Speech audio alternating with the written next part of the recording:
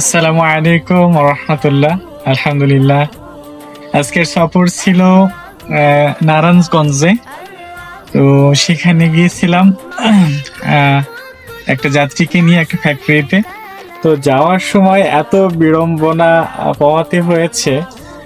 ওই ফ্যাক্টরিটা উনি নিজেও চেনে না, আমিও চিনি না, এবং জিপিএস এ সার্চ করছি, সেই জিপিএসও বলছে যে সে চেনে না।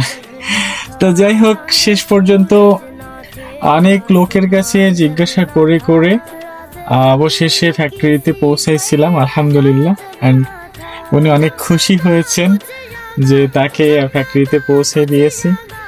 তো আলহামদুলিল্লাহ, সর্বদা চেষ্টা করি আমাদের যাত্রীবৃন্দদেরকে সর্বোচ্চ মানের এবং ভালো মানের সেবা দেওয়ার, এবং তারা যে গন্তব্যে যেতে চায় পূর্ণাঙ্গভাবে সেই গন্তব্যে পৌঁছে দেওয়ার। আলহামদুলিল্লাহ। তো শেষমেশ ওনাকে ফ্যাক্টরিতে পৌঁছে দেওয়ার পরে এখন আবার নির্দিষ্ট স্থানে চলে আসছি।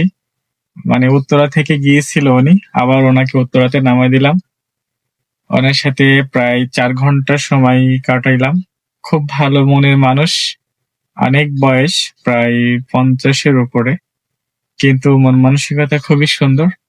ওনার ব্যবহারটা আমার কাছে খুবই ভালো লেগেছে, অ্যান্ড আমি নিজেও চেষ্টা করেছি ওনার সাথে ভালো ব্যবহার করার।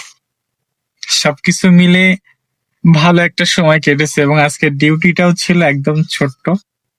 তো আলহামদুলিল্লাহ, অনেক অনেক ভালো লেগেছে। আমাদের চালক ভাই যারা আছেন তারা সর্বদা চেষ্টা করে তাদের যে যাত্রী থাকে সর্বদা চেষ্টা করে তাদেরকে সর্বোত্তম সেবাটা দেওয়ার, এবং যারা যাত্রীবৃন্দ আছেন তাদেরকে সবসময় খুশি রাখার।